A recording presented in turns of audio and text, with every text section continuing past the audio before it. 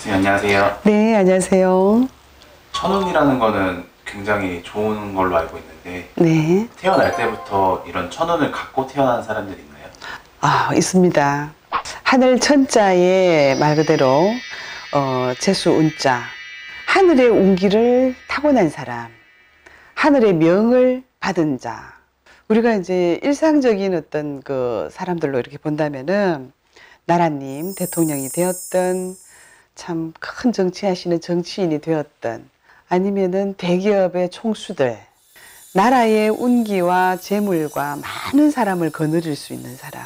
그래서 특히나 이렇게 뭐 나라님들도 그렇고 정치하시는 분들도 그렇고 그 다음에 큰 재벌가들은 그 밑에 어마어마한 사람들을 먹이고 살리고 있지 않습니까?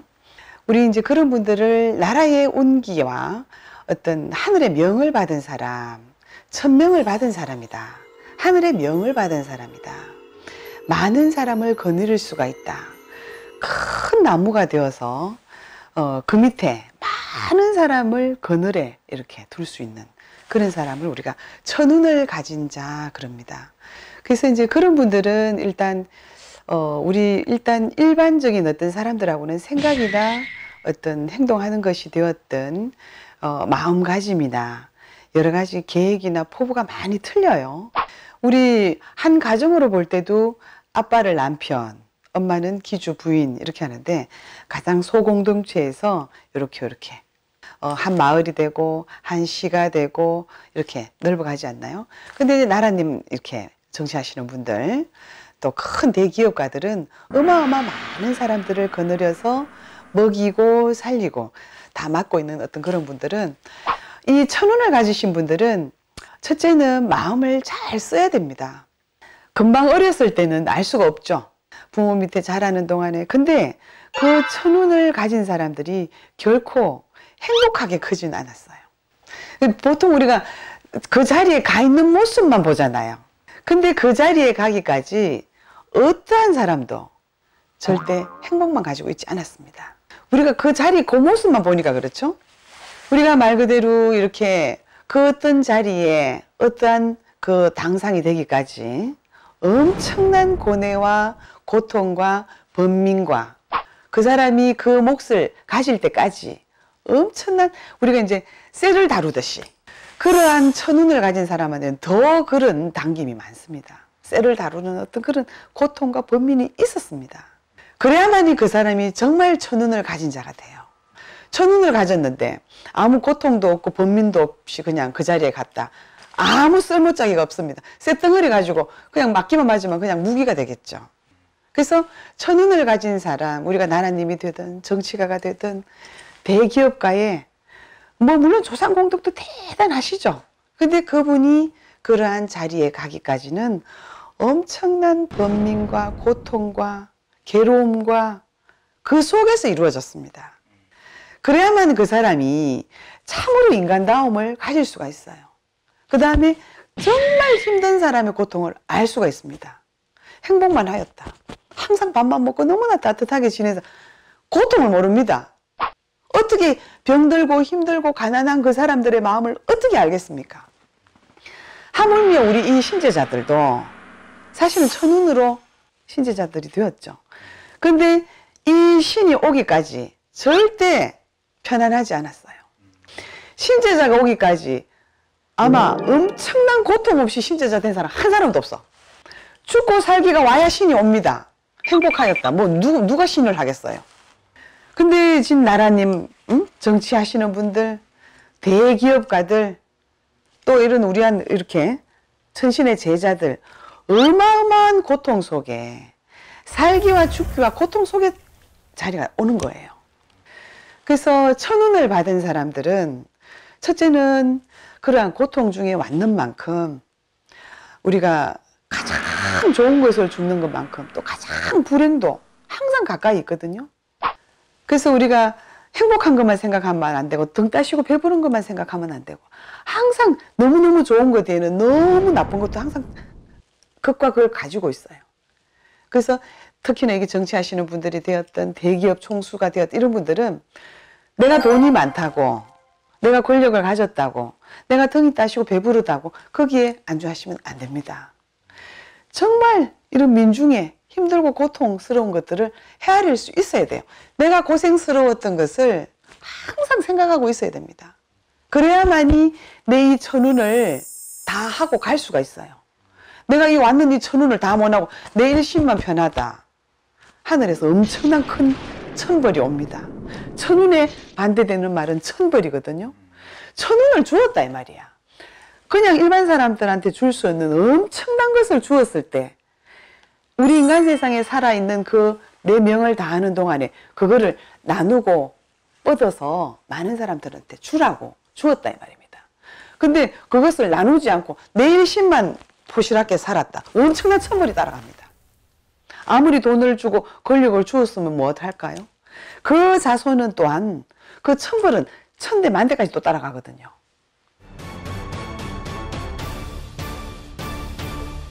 그래서 천운이 온 사람은 그 천운을 나누고 많이 베풀어야 돼요.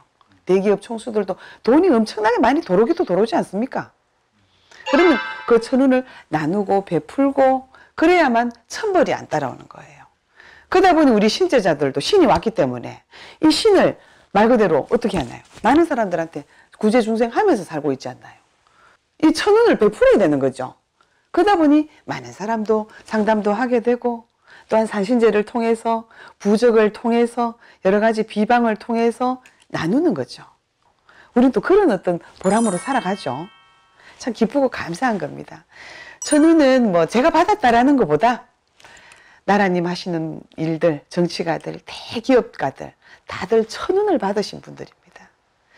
그래서 이제 우리 이렇게 일반 중생들은 또한 그러한 재수와 그래도 천운에 어느 한 가닥이라도 재수를 받으려고 노력하시고 또 저희들도 찾아오시고 그러고 있죠.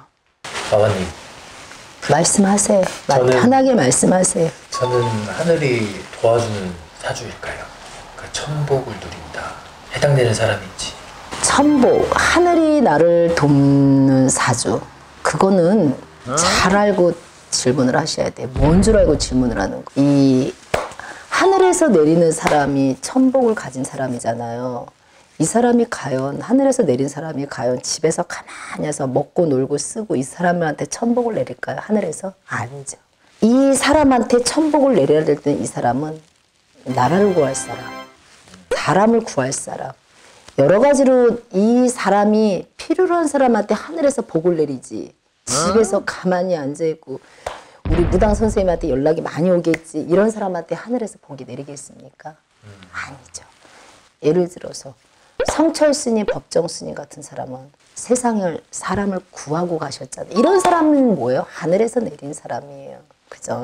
그리고 지금 중전마마가 어떻게 하고 있어요? 만을 구하려고 잘 열심히 가고 있잖아요. 아직 시작은 안 했, 가고만 있는 이런 사람들을 우리가 뭐래요? 하늘에서 내린 사람이다 이런 거예요. 지금 대기업 대표들 아무나 하겠어요. 뭐 태어났는데 대기업 대표 뭐 이런 집안의 아니죠. 그 사람도 그 뭐가 사주에 있어야 하늘에서 내린 사람이죠. 이 대기업의 사람이 우리 세상을 알리고 그죠? 우리 나라를 알리고 우리 사람을 살리잖아요.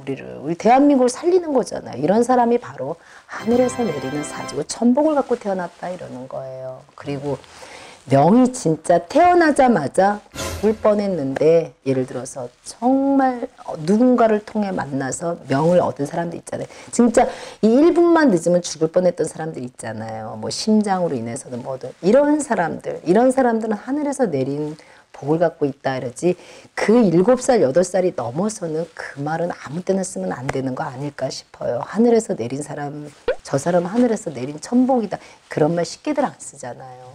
저 사람은 무슨 복을 갖고 태어났길래 저럴까라고 얘기를 하지.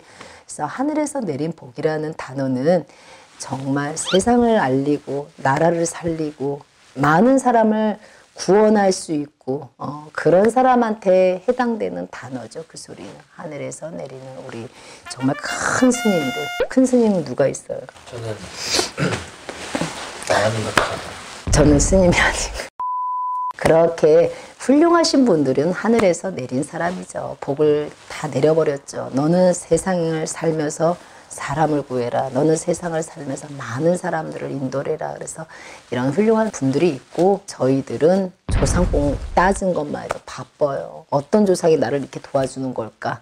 어떤 조상이 나를 이렇게 살게끔 해주는 걸까? 라고 조상복을 따져야겠죠. 우리는 하늘복을 따질 수 있는 입장들은 안 되는 위치죠. 우리가 감히 어디서 하늘을 따지겠습니까? 그냥 오늘 우리 할머니가 나를 얼마나 이쁘게 봐서 우리 데뷔마마님이 그래서 또 내가 이렇게 여러분들을 만날 수 있는 계기가 있는 거구나 이렇게 해야 되고 또 우리 덕분 씨는 아유 우리 할머니가 나 이쁘게 봐줬나 보다 그래서 우리 마마님을 이렇게 만나는구나 그래서 이렇게 마마님을 통해서 많은 걸 알아가는구나 이게 바로 조상복이고 인복이고 인덕이지 감히 하늘을 뜻합니까? 안 되죠.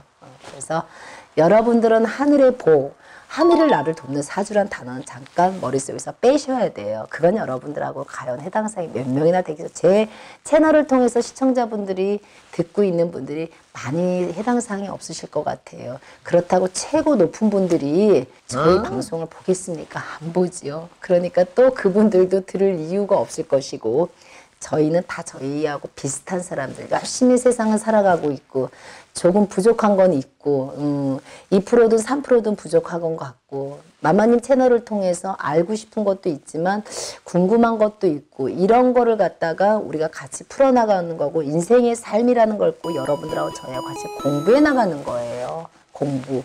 그러면서 이렇게 하는 거지 저희가 감히 하늘이 나를 도왔다 하늘이 돕는 사주 이거를 논하는 무속인들도 조금 문제는 저는 있다고 봐요. 감히 하늘이 돕는 사주가 있다 그거는 명리학적으로 가셔야 되는 거고 저희는 조상록을 놓고 봤을 때 누가 나를 이렇게 도와주기에 감사하는 거잖아요. 덕분씨 그죠? 두 다리 멀쩡하고 사지 멀쩡하고 신체 건강하고 정신 건강하고 이것만 해도 감사한 거야 우리는. 그 감사함에 오늘도 여러분들한테 알려드리는데 우리는 이거를 놓고 인복, 인덕, 조상덕이다. 여기로 우리는 기준을 삼았으면 좋겠어요. 그러니까 어머니들 하늘이 돕는 사람은 따로 있다. 우리는 빨리 인복과 인덕을 찾으러 가야 되고 그래서 또 하루에 우리의 삶을 인생을 스케치를 하면서 이렇게 공부를 하고 있다는 거. 무슨 소리인지 아시겠죠 어머니들? 덕분씨 이제 알겠죠? 내가 질문, 답 이거를 제가 어머니들 제가 너무 바빠요. 왜? 질문도 내가 점검해야 되지 답도 다시 내가 내려야 되지 내가 진짜 덕분님을 작년에 만났는데 이 정리정돈을 제가 하느라고 바빠요. 한마디로 북치고 장구치느라 제가 바빠요. 아니 질문도 그래도 우리는 같이 부족한 사람들이 만났으니까 같이 또 맞춰서 이 퍼즐을 맞춰서 가야겠죠. 그러면 어느 날 훌륭한 덕분 우리 감독님이 돼 있을 겁니다. 그날을 위해서 우리 또 열심히 가야 됩니다. 감사합니다. 선생님 하늘이 도와주는 사주 발자 있어. 있어요. 로또 당첨되는 것도 하늘이 도와주는 거야. 조상떡이라보다 하늘에서 내려준 돈인 거야. 로또 누구지? 근데 하늘에서 도와준다는 게 꼭 하늘이라고 표현을 하면 좀 그렇지만 신이 도와주는 거니까 그치 하늘에서 하늘의 도움을 받았다고 하는 게 뭐 여러 가지 얘기들인데 그 중에 하나 있어요. 실화죠? 실화예요. 경상도 쪽에 어느 모 지방에 어느 산이 있어. 그 산도 꽤 유명해. 그리고 관광지이기도 한 산인데 그 산에 그러니까 한참 된 얘기야. 몇십 년 된 얘기니까 지금 이제 그분은 실제적으로 계신 분인데 돌아가셨다고 하거든요. 근데 그분이 30대 초반쯤에 사업을 하시다가 망했대. 만들어내는 뭐 그런 제조업을 하셨던가 봐. 근데 그때 당시에 뭐 때문인가 잘못돼가지고 망하셨는데 이 양반이 망하고 나니까 나는 이제 이 사람은 살 가치가 없다. 이러고 이제 신발을 벗으시려고 자기 고향이 거기시라는 거지. 그 산에 가서 죽어야 되겠다 마음 먹고 끈을 하나 사고 갖고 내려가는 도중에 기차를 타려고 보니까 옛날에는 기차 타려고 역전에 보면 노점상들이 많았어. 그래가지고 그 노점상에서 뭐 이것도 팔고 옥수수 팔고 뭣도 팔고 근데 찹쌀떡을 판 할머니가 계셨는데 그 몇 개 안 남은 찹쌀떡이 있더래. 자기 어머님도 생각나고 그래서 그거 다 팔아드리면 집에 갈 것 같아서 뭐 죽으러 가는 놈이 돈이 뭔 필요했나 싶어서 그걸 다 샀다네. 사가지고 그걸 덜렁덜렁 들고 이제 고향에 있는 그 산을 죽으러 가신 거야. 깊은 산에 들어가서 죽어야지 사람들이 못 찾게. 그러고 올라가다 보니까 거의 꼭대기까지 갔다나 어쨌다나 가셔서 보니까 무슨 조그마한 사당 같은 집을 져놓은 게 있대. 가만히 쳐다보다가 아 내가 들고 있는 거 내가 뭐 지금 죽으란 네가 먹을 것도 아니고 그냥 거기다 올려놓고 절이나 한번 하고 이 세상 하직하자 하고 가서 다 갖고 올려놓고 내가 이 산에 민폐를 끼치러 왔습니다. 죄송합니다. 그러면서 그걸 넣고 절을 하고 그러고 이제 나무에 끈을 묶어서 딱 걸으려고 하는데 갑자기 호랑이가 한 마리가 어흥하면서 확 달겨들더라는 거야. 실제로 하는 관상이겠지. 호랑이가 어디 껐어. 어? 그 양반은 실제라고 느낀 거고. 그래갖고 놀래가지고 뒤로 발라당 나자빠지면서 그때는 죽을 생각이 뭐 그냥 아무 생각이 없이 그냥 냅다 그냥 도망갔다는 거야. 나 살려라 하고.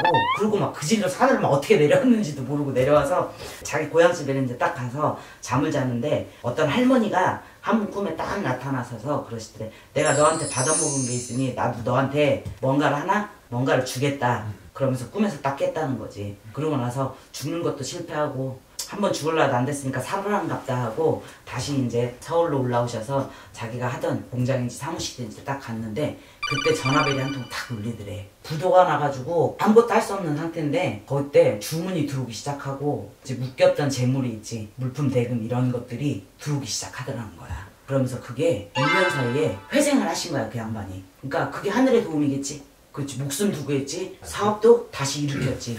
그 매해마다 그래서 그 양반이 거기다 산신제를 지내셨다고 그래. 돌아가실 때까지.